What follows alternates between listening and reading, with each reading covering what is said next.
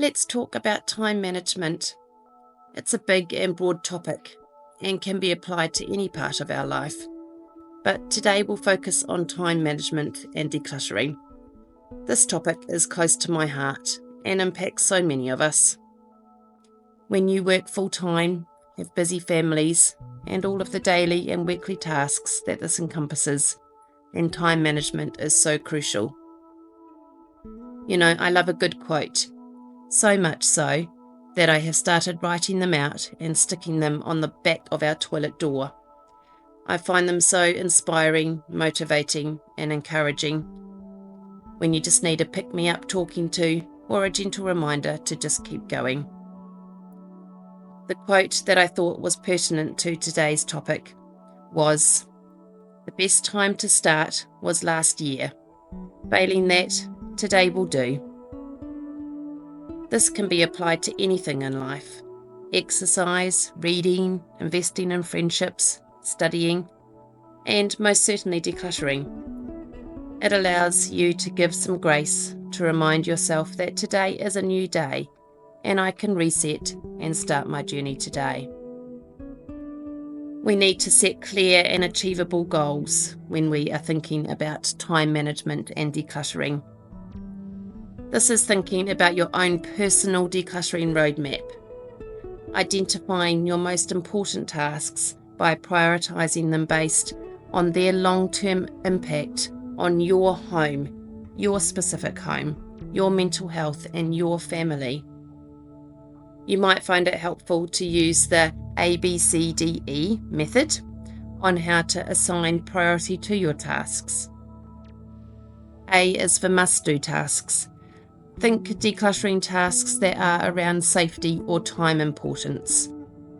For example, you may have large items that need decluttering and are blocking doorways or may cause a hazard in some way. Tasks that will decide, if you get to stay or be evicted from your rental. You see that on those videos, like the hoarders videos. They, get told if you don't tidy this up in the next week or so, then you're going to be evicted from this rental. That's really important. You may have items that you are decluttering and selling, so there is a time and financial importance attached to it. These kind of tasks are must-dos. B is for important tasks. This will be determined by what is important to you and will look different for all of us. For me, important decluttering would be anything that is causing friction in my mental health or for the family. Things that need to be decluttered in mutual living areas or shared spaces like lounges, kitchens, bathrooms, etc. C is for nice to-do tasks. These tasks would be ones that come after the must-dos and important ones. For example, you might have a wardrobe of clothes that were decluttered 6 months ago, could do with revisiting again. D is for tasks to delegate. This would be other family members' bedrooms or living spaces where other people's belongings have infiltrated the space, or just generally asking for help for your own support when you are decluttering.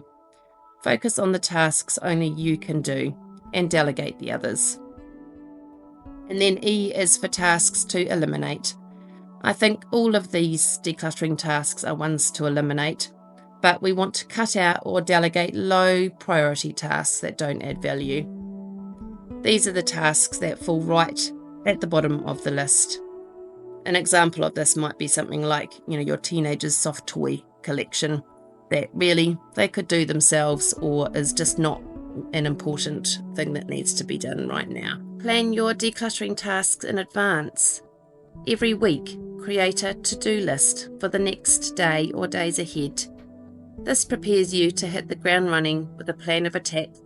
And as the saying goes, if you fail to plan, you plan to fail.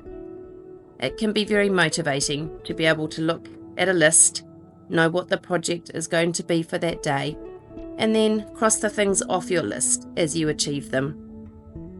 It takes the time and effort away from having to think about the next steps, because you just have to look at your list and do. Tackle the most important task first.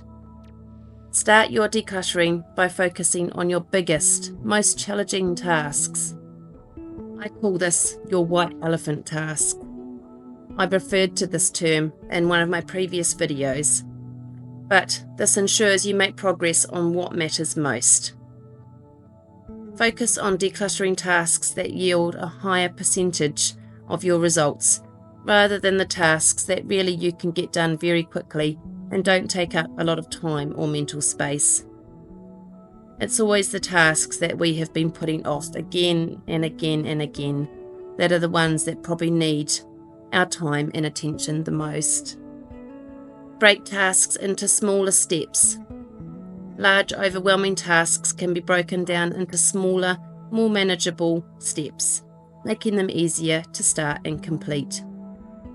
You can use something called the cake slice technique, where by tackling large decluttering projects by completing one slice or step at a time, instead of trying to do everything at once, and then it's not so overwhelming.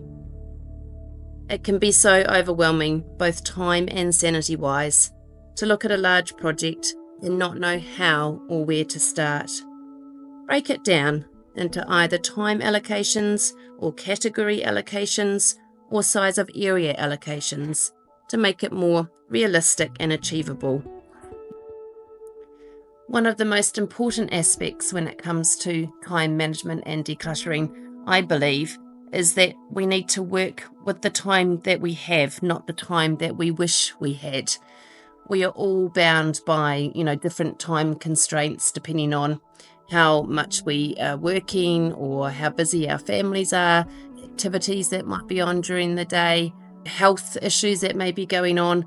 So we just have to work with what we have in our hands, and that's going to look different for all of us. I work full time, and so I have small snippets of time. It might be 5 minutes, 10 minutes before work or after work, when I actually have the motivation and the energy to do some decluttering, and we just have to use those moments wisely. I can usually give a few moments before I head to work on a small task. It might only be even 2 or 3 minutes that I can give to a certain decluttering task, but over time, cumulatively, that's going to add up. But certainly setting time limits forces us to be efficient and to avoid procrastination. And talking about procrastination, the longer that we delay these tasks, the harder they do become. So if we can take action immediately, even if it's a small step, then it's going to build momentum. There is a decluttering rule that says if you can do a task in 1 minute or less, then just do it immediately, because it will set you up for a win and you feel like you have achieved something, and it just builds that momentum. You can tick it off your list. It was super quick to do, and you can move on to the next thing quickly. Focus on single tasking only. There is a myth out there that we can multitask, and especially that women can multitask more than men, but it really is just a myth. It reduces productivity, and it increases errors when we are trying to do too many things all at once rather than concentrating on one thing. So when we are trying to multitask, we literally are spreading our minds and our concentration and our effort just too thin across too many things. And we're going to get much better results if we can focus on completing one task at a time and just putting our energy and our mind and our thoughts on that one task for the best outcome. Develop a routine. We can establish regular habits and routines to streamline our days and reduce what can be called decision fatigue. We all thrive on routines and setting up habits to keep the rhythm in our homes progressing forwards. Consistency is key to effective time management and decluttering. Blocks of time, however big or small, done consistently, is going to produce positive results in whatever we are working on in our homes. And lastly, let's just keep learning and improving. Time management is a skill that improves with practice.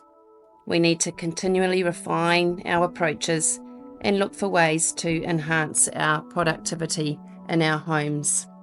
Another quote to finish on says, "Efficiency is doing things right, and effectiveness is doing the right things." And this is so key, isn't it? We all have the same amount of time given to us in any day, and it is up to us to prioritize and decide how we're going to use that time wisely. Some of us might be better in the mornings, being morning people, so that we can get up and tackle tasks before we go to work or before the day starts for the rest of the world.